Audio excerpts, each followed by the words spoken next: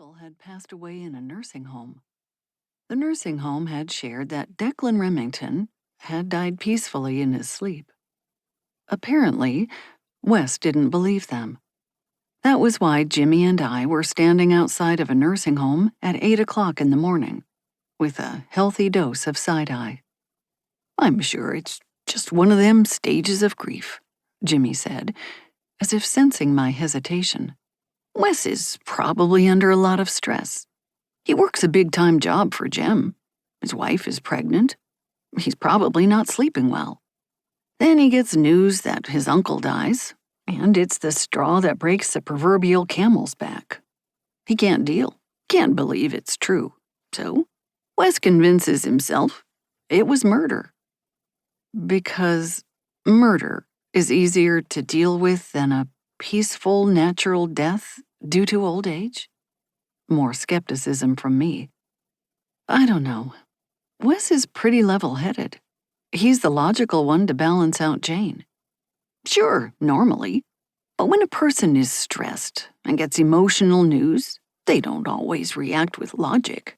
I figure that's something you probably know already, seeing as you're a homicide detective, and you see people reacting all sorts of ways to untimely deaths."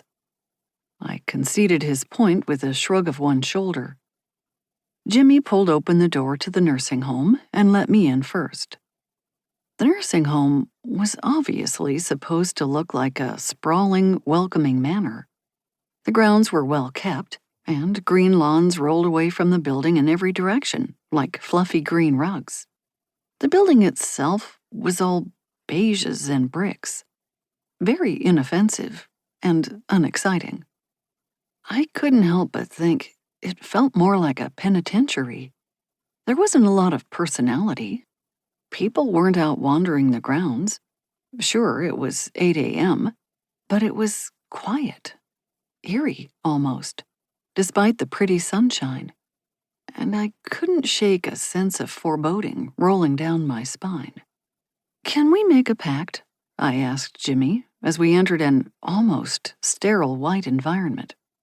Jimmy lowered his voice, leaned in close. "If either of us end up in a place like this, we shoot each other?" "I wasn't going to go that far," I said. "I was thinking maybe you get Jane's kid to take me in or something. But okay." Jimmy cracked a smile. "Don't worry, Rosetti. I don't plan on living that long. All that chicken and donuts gotta catch up to me sometime. If you keep talking like that, I'll consider shooting you," I said. Lovingly, of course. "You're going to live to 120 years old. Non-negotiable." "I don't know. Retirement is looking pretty good right about now." Jimmy sniffed, and I wondered if he was noting the scent of lemony cleaning products. "I might as well live my life before I get put in a home." "You'd be bored out of your mind if you retired," I said. "Plus, the paper chain around your office is longer than ever. I had to practically swim through rings to get to my desk this morning."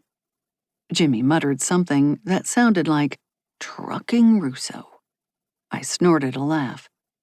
"You won't be laughing when I burn those chains on my last day in the office," Jimmy informed me. "Mark my words, Rosetti. You're going to be crying at my paper chain Viking funeral when all of Russo's work goes up in literal flames." "That sounds like a threat, Jimmy." "Damn right." We reached the front desk of Sunset Acres. The lobby was welcoming, but in a way that was trying a little too hard. Too much white, too little faux greenery. I got doctor's office vibes, and that was being generous. I just didn't feel right thinking the word asylum. And yet there I was, thinking that word asylum again. A 20-something Asian woman waited behind a sleek white desk. She patiently watched us approach, looking so pretty, so perfectly still. It was almost Stepford in nature. Her black hair was cropped in a fresh bob, and she wore an all-black business suit. She smiled with rose-red lips, her nails long and clicking on the keyboard. She didn't stop typing until